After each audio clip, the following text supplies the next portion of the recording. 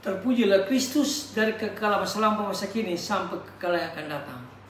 Mari kita tunduk kepala, kita berdoa. Tuhan Yesus, tolong kami Tuhan akan mendengarkan firman-Mu. Urapi hamba-Mu dan urapi para pendengar yang akan mendengarkan firman-Mu. Dalam nama Yesus kami berdoa. Amin. Terpujilah Kristus, kembali berjumpa dengan saya, Pendeta Jonathan F. Pulalan, pada hari Minggu, tanggal 20 Oktober tahun 2024. Tema kita pada hari ini, iri hati mendatangkan malapetaka. Iri hati mendatangkan malapetaka. Mari kita baca 2 Korintus pasal 12 ayat 20. Ia mengatakan, sebab aku khawatir bahwa apabila aku datang, aku mendapati kamu tidak seperti yang kuinginkan, dan kamu mendapati aku tidak seperti yang kamu inginkan. Aku khawatir akan adanya perselisihan, iri hati, amarah, kepentingan diri sendiri, fitnah, bisik-bisikan, keangkuhan, dan kerusakan. Demikianlah firman Allah yang berbagi kita mendengar melakukan firman Allah. Nah, saudara-saudara yang saya kasih dalam Tuhan Yesus Kristus,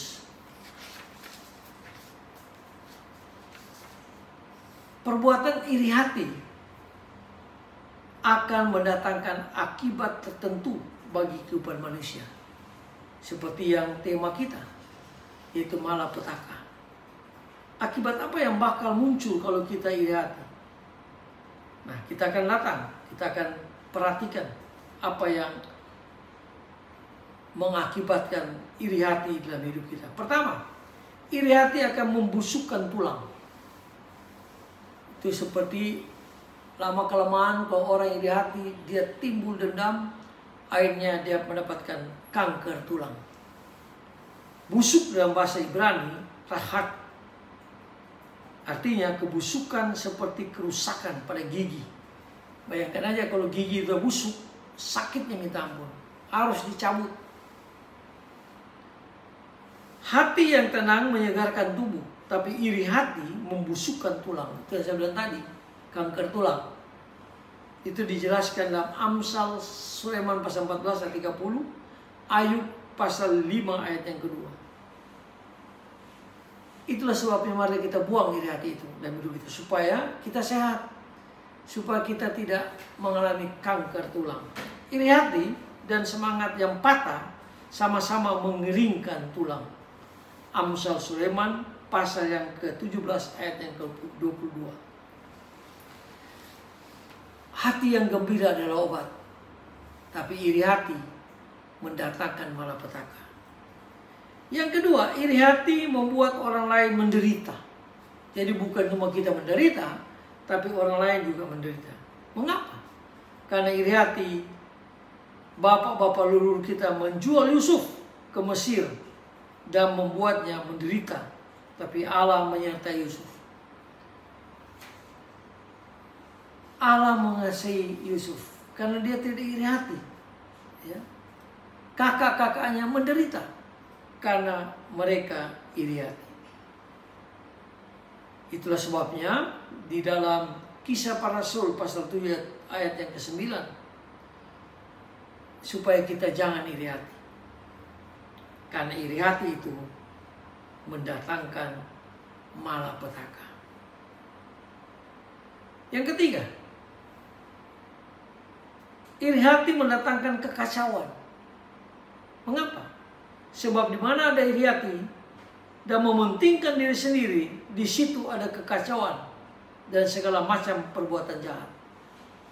Itu dijelaskan di dalam Yakobus pasal 3 ayat 16. Jadi kalau ada orang iri hati, maka akan terjadi kekacauan di gereja, di perusahaan, di pemerintah, dan sebagainya. Terjadi kekacauan.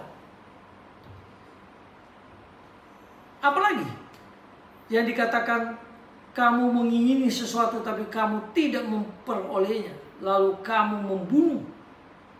Kamu iri hati tapi kamu tidak mencapai tujuanmu, lalu kamu bertengkar dan kamu berkelahi. Kamu tidak memperoleh apa-apa karena kamu tidak berdoa. Yakobus pasal 4 ayat 2. Jadi jauhkanlah iri hati itu, supaya doa-doa kita dijawab oleh Tuhan. supaya doa-doa kita dikabulkan oleh Tuhan kalau kita menjauhkan diri dari iri hati. Orang-orang Yahudi menjadi iri hati, dan dengan dibantu oleh beberapa penjahat dari antara petualang-petualang di pasar, mereka mengadakan keributan dan kekacauan kota.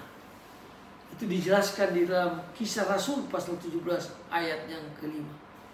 Seringkali orang yang iri hati, dia buat kekacauan, dia buat huru-hara, tapi itu semua tidak ada gunanya. Itulah sebabnya mari kita tanggalkan iri hati itu, supaya kita diberkati Tuhan. Sebab iri hati itu mendatangkan malapetaka bagi diri kita sendiri, bagi keluarga kita, bagi orang lain. Nah, saudara-saudara yang saya kasih dalam Tuhan Kristus, sekali lagi, iri hati dapat berakibat buruk bagi kerohanian kita. Terutama iri hati dapat membusukkan tulang, membuat kanker tulang, membuat orang lain menderita, dan mendatangkan kekacauan. Baik di gereja, di kantor, bahkan di negara yang kita cintai. Jauhkanlah iri hati dalam hidup kita, dan marilah kita selalu bersyukur kepada Tuhan, karena Tuhan sudah menolong kita dan memberkati kita. Mari berdoa. Tuhan Yesus, jauhkanlah kami Tuhan dari iri hati, karena iri hati mendatangkan malapetaka menurut kebenaran firman Allah. Kasihani kami Tuhan, supaya kami tidak iri hati terhadap diri kami, terutama terhadap orang lain. Dalam nama Yesus kami berdoa. Haleluya. Amin. Sampai berjumpa di kesempatan yang lain.